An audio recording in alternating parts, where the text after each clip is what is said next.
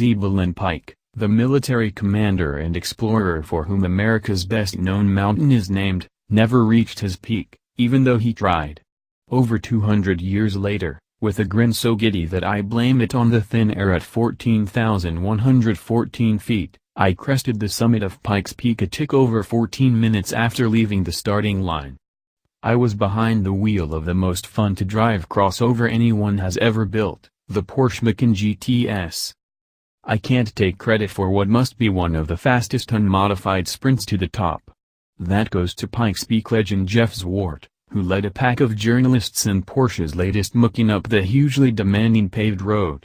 Zwart wasn't piloting a Macan GTS, instead, he was behind the wheel of the 911 GT2 he drove back in 2002 when much of the route was gravel. Today's pavement provides more grip but also less room for error, Zwart told us. Unforgiving, he called the mountain. That's just what you want to hear at 6:30 a.m. when Zwart, 2 cars in front of you, takes off at a racing start.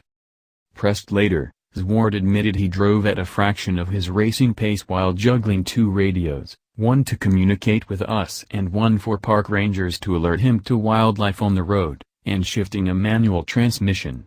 Strapped into a Macan GTS, however, I found the trip plenty stressful, but that's because of the blind corners, the narrow road, the frost-heaved pavement, the blinding sun, and, of course, those unforgiving drop-offs. The polished GTS, which slots in between the mainstream Macan's and the bonkers Macan Turbo, proved unflappable.